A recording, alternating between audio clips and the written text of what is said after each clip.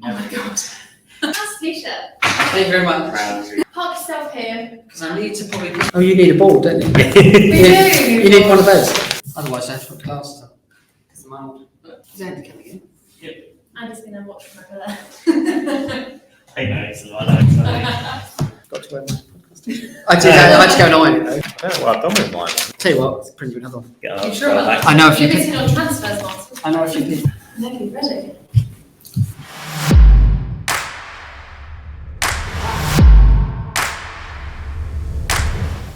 Hello and welcome to season 2 of the Target Transfers podcast. I'm joined as usual by Molly, Hello. and today we're very lucky to have a special guest. Our managing director here at Target Transfers, Martin Borley, is going to join us today. I'm overwhelmed to be on your podcast. It's really nice. I've been watching them all. It's good to finally join you. Excellent.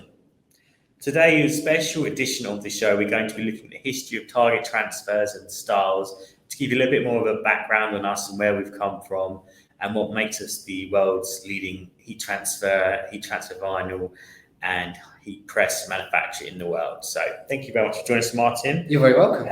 So really we just want to kind of touch upon what makes Stahls the great educator of the heat printing industry. So we're hoping you could give us a little bit of a background about Target Transfers and the history of the company, and just to kind of give the listeners and viewers a bit of an idea of how long we've been manufacturing heat transfers and how it all got started. I'd love to. Whenever I meet customers or at trade shows, it's always incredible that people don't realise how far back we go. We really do have some heritage.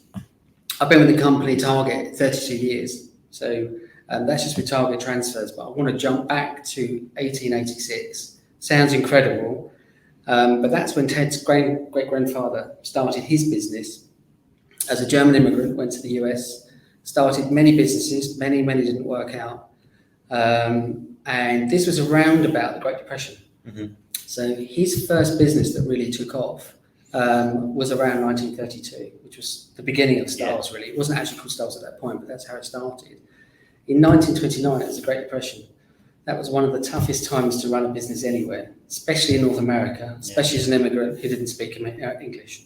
So for all those people out there now who have challenges, to look upon a company and a beginning that started in such tough times shows you how determined they were as a group of companies.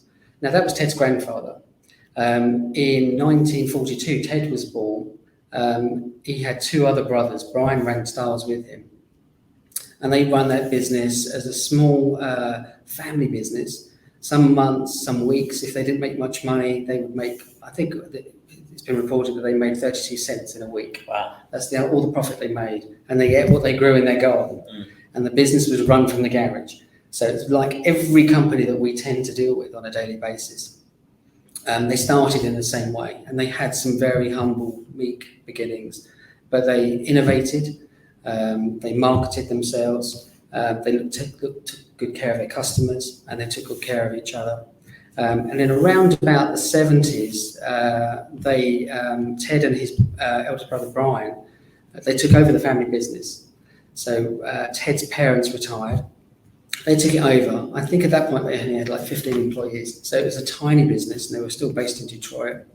But under Ted and Brian's leadership, they realized that they really needed to market outside of the US, especially outside of Detroit.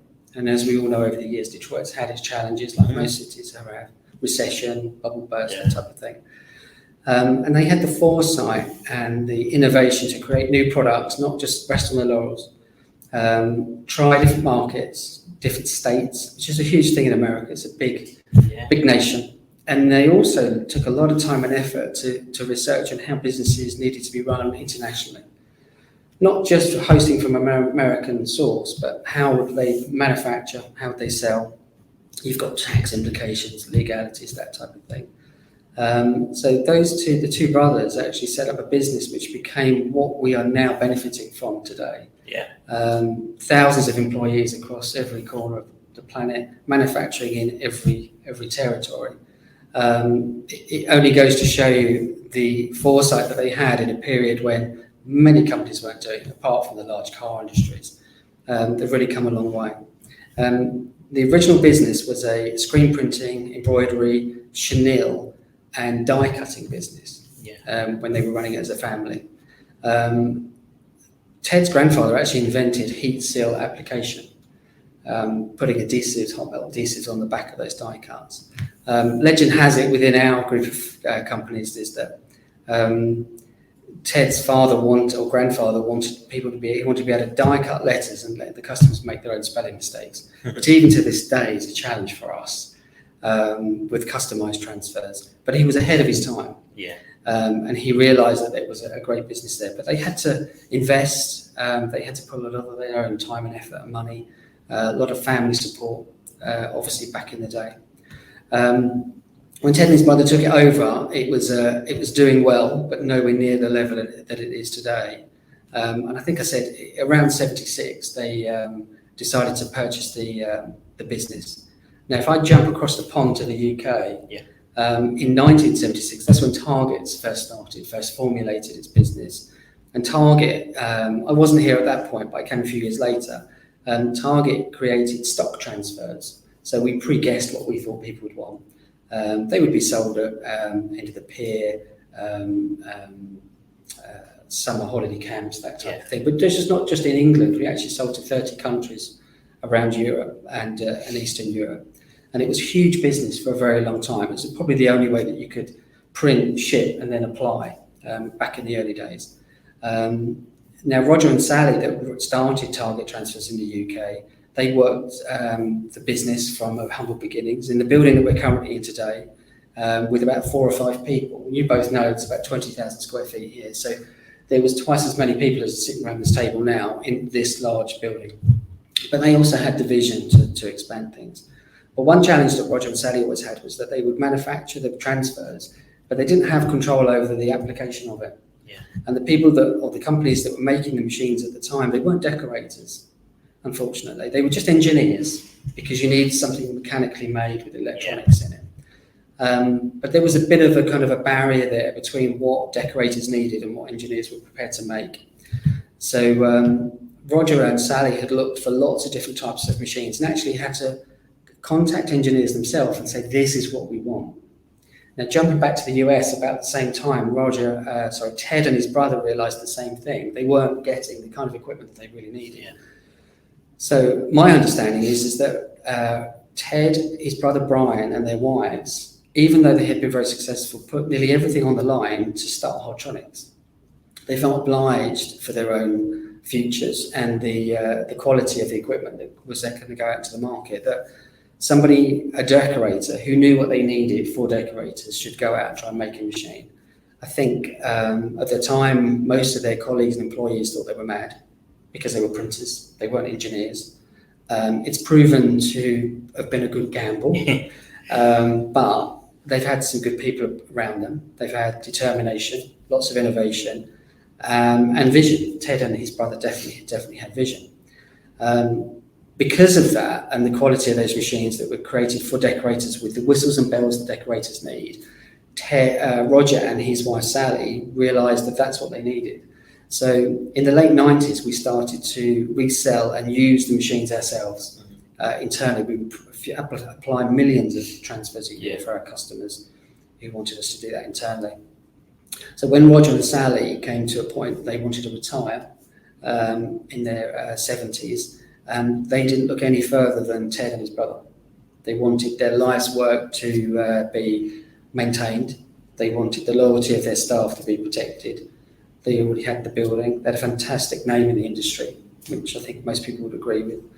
And in 2002, we became part of Group. Roger and Sally took a well-earned retirement, and we carried on selling those machines, of which we still have them here today. We've got a fantastic showroom with all the machines in, all the latest advances, all the new technology, along with the heat transfer vinyl and everything else. But it became a perfect marriage.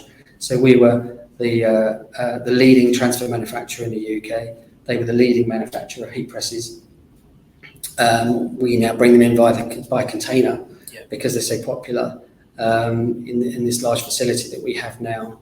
Thank you to Roger and Sally for purchasing the property originally. We would have not stood a chance otherwise.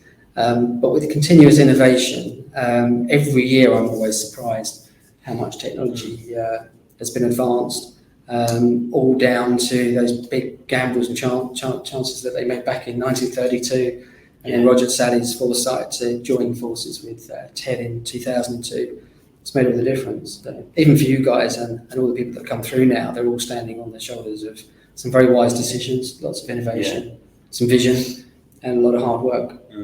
So in a nutshell, that's a fast 90-year spin on the beginnings of where they've come. I think if Ted was in the room now, he'd probably say we just got going. Considering his third generation and his children are in the business, and I would guess that his grandchildren probably come through into the business as well. Is that I think we stand quite uniquely as the only really historic decorators over kind of the last 90 years. You don't tend to get that in many industries that I know of. It's still family owned, still independent. It means they're very, very flexible. They don't have to answer anyone apart from themselves, which means that there's a real speed to market.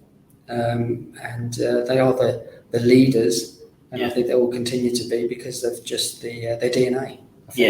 I think that's, it's quite remarkable. I've just come back from an international trade show called FESPA, met Brett there. He seems as enthused, that's Ted's eldest son. He's as enthused about the industry and Stahls and what can be done as his father is whenever I meet him. So I can't see it slowing down at all. No. Which is great news for our customers because they get on the cusp of everything that's new, because we're an international group with group companies everywhere. Anything that is innovational that comes from around the world, we share with them instantly, don't we? So, with your help and with this podcast. So, in a nutshell, that's the last 90 years of which we're celebrating 90 years this year, which is quite remarkable. Yeah, absolutely. Very proud of that fact. And I would say that the interesting thing is for everyone at home is, I mean, I've been here 4.5 years now, but I'd hazard to guess that probably in the last 2 years, I think it's probably changed more than any point in that 90-year history. In terms it's accelerating. Of it's not slowing down. Yeah, for sure. And there's a lot more people getting into the business because the barrier to entry is much lower. The education is there. We give it away for free, but you can find it online anywhere. It's an easy industry to get into. It borders craft, it borders hobby, entrepreneurial spirit. You can run businesses from home thanks to online technology. There's not really any barriers. Anyone can do it. You could put someone in front of a heat press with half an hour's worth of training and they can start to decorate garments and start making money with very little money down, really. Return on investment has got better over the years because the equipment and the processes are so much quicker now than they used to be. So it's probably 2-3 times faster than it was to push a return. So, which is what really people need to do. If you want to get into it and it's not just for fun and it is for profit, then you can make a profit really, really quite quickly within a few weeks. So you only need a few orders. I know I'm preaching to the converted, but it still blows my mind that people think it's quite complex, but it's very, very simple business. It's probably one of the easiest things to plug in and start a business with as a side hustle or as a full-time. I think it's now with ourselves and joining together Stahls and Traction Express with the Ultracolour products, the Ultracolour Max that came out last week, is that it's never been a better time to bring your designs to life as well, because the technology for the heat press technology, which obviously you've told us has started, brought it to market, and I think there's best part of 40 patents to make sure these are the best machines. I think it's 45 plus, yeah. 45 plus. And that's just machines, that's not materials and transfers, that's just machines. And now full colours come up to the point where it's matching everything you could ever want to do with it. Which has only been in the last 2 years since we brought Ultracolour out, Ultracolour Max last week, is that there's like I said, there's no, the barriers to entry are minimal now because there's no compromise. The barrier is one piece. I mean, it's just incredible, really. And if you're really smart, which we try to educate people to take advantage of us. That's the trick, to take advantage of us. We leave a lot of money on the table to help customers grow their business. Is those large 55 centimetre sheets. If you're really smart, you could get anywhere between 10 and 120 logos on there, depending on like the size you're wearing on your hoodie. You could really take advantage of us, and for very little money down, the upside is immense, percentage-wise. I mean, you could decorate 120 garments for £29. It's phenomenal, really. It's incredible. And the technology's changed quite a lot internally, I should think, in that last in your 32 years here as well. Yeah, it has. I mean, there used to be a turnaround. Used to be, when can I have it? You'll get it when it's ready. Yeah. Not that we were marketing that, but it would Yeah. be a week, 2 weeks. There was a lot more manual processes in there. Technology, we had to jump on innovation. Software, very fast, IMAX, fast networking, take out as many steps and stages as we possibly could, reduce the wastage. But it was still a kind of a week, 2 weeks. It would be mechanical. It took a long time. My early days, you could spend a couple of days, a couple of hours or a whole afternoon in the darkroom in the pitch black, just developing film. But now you hit print, walk away, get on with something else, and the film work will run out. But I'm very proud of the 2-day turnaround. It is quite a remarkable feat, really, to do that and maintain it. People say they can do it, but once they've got, an avalanche of artwork come in, they can't achieve it. But being able to consistently, day in, day out, week after week, month after month, year after year, offer a 2-day turnaround is quite incredible. But the important thing for that is that somebody who receives it, so they order on a Sunday or Saturday, and they get it kind of at least here Tuesday night, or they collect it from the door, click and collect, they can be applying it Tuesday night, Wednesday. They can then get top-up orders. They can order again in the same week. Okay, that's good for us because we get another order, but it means they can churn the business. They can get more work. If the customer finds they've got an extra member of staff and they need extra shirts, that customer can turn fast. So instead of turning an order twice a month, they could probably turn it 20 times in a month. Which is just good for them. It's good for service. They get it off. They can invoice it. It means if they've got work going quick, they can consolidate their garment orders with their supplier. It's all good. It can't hurt them. Plus, they can pick and choose, especially in this day and age. They can say, okay, I'm not going to work Wednesday, Thursday, Friday, and take the rest of the week off and do something completely different. Because they can plug in when they order the trousers on a Monday, they turn up on a Wednesday, they can work Wednesday, Thursday if they need to.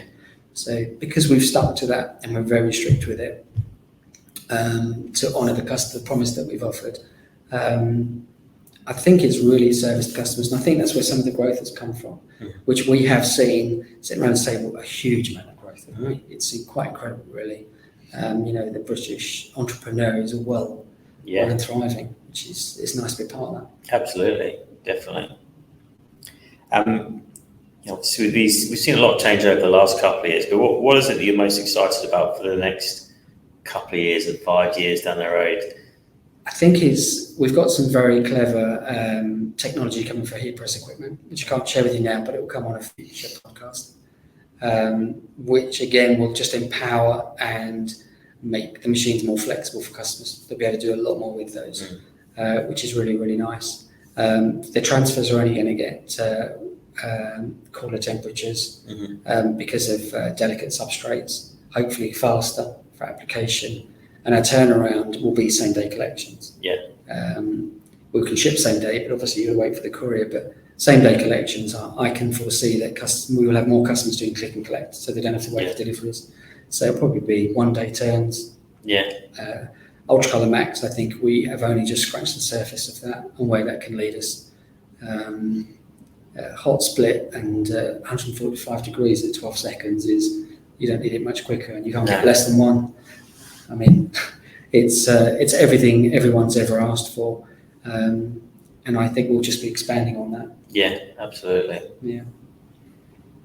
Okay, so one of the things I just wanted to touch upon, just going back to the Stahls family as well, because I was lucky enough to meet Daniel Stahl a couple of years back, and what's quite interesting is how much of that sort of family ethos is still within the business. You could tell that he'd been sweeping the floors at some point in his career to make sure he got to that point, and to the day now where he's now looking after the Stahls Family Fund, helping out smaller businesses. They did some amazing work in the US, and it is very family based. But Ted is very grounded. They've had success. Obviously, they've done well. That comes and rewards people with material things, but that's not what Ted's about. That's not what his family is about, and you don't really get that until you meet them. They are all about family. It is family first, which I'm an employee as much as I'm the MD here. So it makes it's very reassuring to know that the business doesn't come as a priority before profit, money, or running the business. they are very family orientated. I think Ted has he has 5 children and counting. I think he must have 8, 9, 10 grandchildren. He is a very generous individual. I think all of his children have worked through all the departments whenever they've been involved with the business. I know Ted once told me when I first met him that they lived near some woods in Detroit. It's a beautiful part of the world, but it borders Canada. And they were going to try and build a little cabin or have a cabin built. And Ted just bought the tools and some lumber, some wood. And they turned up and realised they were building it, which is humble. But you learn a lot, even if you don't cut good joins and it, maybe it's not watertight. You learn things. Yeah. So even though Ted's and his brother had some generation, but had humble beginnings, it's not ideal, I don't think, and probably Ted would agree, is that to treat your children any differently. There's life lessons to be learned. Yeah. And there's toil and there's sweat and there's even if you're not going to be doing it later in life, you have an appreciation that if others are doing it, you can see how it's done. So I think maybe not now because Ted is in his 80s, but Ted would be hands-on if required, when and if involved. We have a bit of a history pamphlet book within group that we share from time to time. And there's pictures of Ted at shows. On the phones, on telex and fax, for those listeners that don't know what those things are. Very engaged. I mean, he's a chairman now of a large group of companies, but he's also always been very, very much involved. And Brett was walking the trade show, FESPA, with myself and others, engaging with suppliers, customers, all shapes and sizes. Still very much in tune, because you have to be. Got to get back on the shop floor and find out what's going on, or you're not connected. No, they really do live and breathe e-printing to this day. They do. I think if you, they say about the Royals, don't you? But I think if you cut them, they bleed heat transfer vinyl or Hotronix blue. I mean, they just would. They have, they have been around it all their lives, especially the Daniel and Brett, who are Ted's sons. They know everything about their business, everything. Which is good to know. It's healthy. They're not disjointed from it. So feedback on products and equipment, it goes to them. They get to hear about it all the time. So innovations and wants and needs on heat presses, that goes straight through the hierarchy, goes to Bennett Hotronix, but they'll know about it. And if enough people ask for it, they'll ask for it to happen. So it's good. They're very much connected. Very much. Yeah. So it's a privilege to work with them. Yeah, absolutely. What was the first trade show that you personally went to? Was it when you were with Target, or was it when Group Stahls took over? Well, it was before Stahls. We've always been Target Transfers Limited as a legal entity. But when we used to sell into Europe, we called ourselves Target Transfers, Target International, because it gave us a broader spectrum, because we had probably a couple of hundred customers here that bought stock transfers, but we sold them to Europe. And we used to do lots of shows. Lots of different shows. We would do the spring and autumn fairs, which were huge shows of nearly every hall at the NEC, and that was more retail. So we would be selling stock transfers there. So I think my first memory is probably those spring and autumn fairs, which are probably all 20 halls of the NEC, 4 or 5 day events. Promo and Promotion, which we've only just come back from, that's been going for as long as I've been here. So which was 1990. So probably that one as well, but they're a bit of a blur.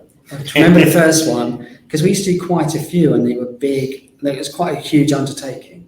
It's different. I wouldn't say there's less work now with the trade show, but because we're veterans of it, we're kind of used to how to roll them out. But everything was handwritten. People would order and pay and give cash at stands for items, so you'd have to kind of cash up at the end of the night, give them white receipts. It's just different times. But the wonderful thing for us as a company, because of the reputation that we've tried to uphold, but one, because of Roger and Sally, who were very upstanding pillars of the community, just decent, good, solid people. And same with Ted, is that everyone who's come afterwards has tried to maintain that. I'm only the third managing director at Target. and it is a privilege. It's not always fun, it's hard work, but it is a privilege. Roger was the first one, and then the colleague I used to have, Martin Borley, was the second, and I'm only the third. So for the time that it's been going, it's, we haven't had a lot of chopping and changing. So for me, it's always been my mission to make sure that we don't let that name fail in any way. So because I've got Ted on this shoulder and I've got Roger on that shoulder, reminding me of all the good work that they did. So we try to look after people. We've got a lot of customers now that we still deal with who worked for companies that we used to deal with. We know who some of those are, but some of those people have been working with us for kind of 35, 40 years plus, which is quite nice, really. It's really quite nice. Yeah. They wouldn't do it if they didn't want to, and we weren't looking after them. So, yeah. So hopefully that continues. Yeah, well, anyone that was watching the Super Bowl this year would have seen Stahls Hotronix Express in the US, and that's a big relationship with Nike and the NFL. I get so excited when I see those videos of the NFL draft. I've watched it in the past and thought that must be really quite stressful. It gets picked, gets called. I think it's 4 shirts per player, depending where they get picked. And then, you grow up watching that, and then you see it in recent years, and then you realise that your colleagues, Brett Kishu, who I was with last week, he's actually behind the curtain, flipping the shirts and having 30 seconds to get them ready. It's quite a big tick, isn't it? Yeah, it's incredible. NFL, Nike, Asics, it's quite nice to be associated with those companies. Yeah. And again, they wouldn't deal with you. They wouldn't deal with Group if we couldn't deliver. Yeah. We'd be out. And I forget how long we've been dealing with the NFL, but it's a long time now. Yeah, I think it's a decade. Well over a decade, yeah. Yeah. They just need people, a bit like their teams, really. Team effort. They need them to turn up, deliver, execute, and not make mistakes. Luckily, they don't. Yeah. So we have quite a broad range of listeners to this podcast who watch along on YouTube as well. So we've got anyone from beginners to existing people. So I was wondering if you had any tips for both beginners and also for people who are looking to use 2022 as a year of growth as well, and how they can improve upon anything from your 32 years of experience. You make me sound really old. I am. Education, really. The best investment you can make is the first and best investment is education. It doesn't have to cost any money. You just need to apply some time and effort. We can help you with that. We can guide you through that. We have some fantastic YouTube channel content. You guys put some great content together. It's free, and I always enthuse people to learn. Sometimes people with experience can sometimes have, say, 20 years experience, but they can have 1 year's experience 19 times. And by that, I mean that it continuously moves along. The reason me and a lot of my colleagues from the US and Europe were in FESPA last week was just making sure that we're up to speed on everything. It's interesting, it's exciting, but it's essential. Yeah. So it's important that people just stay tuned with the content that comes out. Not everything is suitable for them or their market, but it's good for them to walk through the process mentally, do some little calculations like return on investment, that type of thing. But just learning those tricks and tips. Learning is the best way forward. You can learn how to use the equipment really quickly. You can learn how to create an artwork, but it's sometimes the other parts that people forget about. How can I actually generate income? How can I pay myself once I've paid for all the equipment and things? So I'd enthuse everyone to get educated first. That's essential for me in any walk of life, really, but especially in our industry. You don't need to spend any money today. First day of training is jump online, read, learn. We've got lots of good tools. We've got some various ebooks, 20, 30 pages, half an hour reads. I think within 2 or 3 hours, you could probably soak up Lean Logo formulas. Another good read. Just answers a lot of questions that a lot of people don't even ask, but it answers them at the very beginning. I wish I'd had that, and I wish a lot of our customers had that 20 years ago. I think it would have saved a lot of time and effort being busy and not making any money, because the devil is in the detail. Yeah, it is in the bits of material and the lost time and the scraps that you throw in the bin. That could be your 10% that you should have paid yourself. So it's very important that you keep an eye on that side of things. Get educated, and if we have available sessions that suit people's time, is to get online, look at our events. Yeah. if they want a deeper dive and a private one-to-one so that they don't feel embarrassed in front of a group of people, they can come along, plug in and pick a time and date that suits them best, come with a bit of kind of homework done, read those ebooks, free, just download them. All we ask is for an email address so we can send it to you. Read those, then everything else that we deep dive on a one-to-one will make a lot more sense. And then take it from there and not rush. You don't have to rush in and spend money. Don't allow anyone to tell you need this, it will change your life. It's all about honesty and a bit of integrity, and self-education. I'd rather have a customer for the next 20 years than take all their money now. They sink because they've spent it, they don't know how to use it. That's the worst thing. And it's not the way that we want people to get going. It doesn't gel well with us as a group. It doesn't gel well with me. And I've noticed over the years that it works. We might not get an order for 6 months to a year, but when they come back, they do actually appreciate it. Yeah. So it's a bit like a trade show. So we meet people and half the time we're telling them to just step back. Yeah. Don't come to the show and buy anything. You're at the beginning of that curve of learning. You need to learn a little bit more until you feel comfortable, because you'll change your mind every day for a week or month. Yeah. Until you feel comfortable. The good thing about the showroom that we've got here is that they can come and try it before they buy, can't they? Yeah. So if they've got vinyl, anyone else's, and we don't mind. If they've got transfers that aren't ours, again, we don't mind. Yeah. They can come in and apply on a shirt, see how it works. They can compare ours if they want. But the more that we support them at the beginning, which is kind of the Stahls way, really, the better long term. We hope. You know, if that loyalty pays off, it pays off. And if it doesn't, we've met someone new. It's not all about money. No, absolutely not. So education, I think really that's what I tell everybody that every day for myself, even staff, is, don't jump in, learn, do a bit of reading, get a coffee, sit down, YouTube, it's all free. You can learn things now at no expense compared to years ago. You don't need expensive £1,000 training sessions for those things. That doesn't make sense. No, absolutely not. Yeah. So, does that answer your question? Yeah, that's good, yeah. Do you have any more questions, Molly? I don't know. I'm very. Have I talked your ears off? No, it's interesting. It's a very interesting story. Good. I'm as enthusiastic now as I was when I started. I mean, there's so much opportunity out there for us and us. I think when you first joined me 4 years ago, I said you won't get bored. No, you can't get bored, can you? No, I can't. There's so many things to learn and do, and it can be fun, and we should make it fun, really. Yeah. We should take the business side of it seriously, but we shouldn't take ourselves too seriously. Yeah. So, we should have fun with it, and then try and pass on as much knowledge as we possibly can. Yeah. It's worked for me for 32 years. So. Okay, well, thank you very much for joining us today, Martin. I really appreciate that. Thank you to you, Molly, for joining me as well. If you would like to join us for one of those events that Martin mentioned, just head to targettransfers.com/events and you can see everything that we have available on there. We've got lots of really great videos about Ultracolor Max that just come out in the last week or so, which I'd encourage you all to go and have a look at, because this is really another game changer from Stahls and Target Transfers. And make sure you are following us on Spotify or Apple Podcasts, or you've got notifications on YouTube so you can catch all of these new podcast episodes every time they come out, which is every Thursday. And make sure you stay tuned for lots of other great videos coming up. If you'd like to know more about the Stahls history or Target Transfers history, just leave us a comment and we'll be happy to get back to you.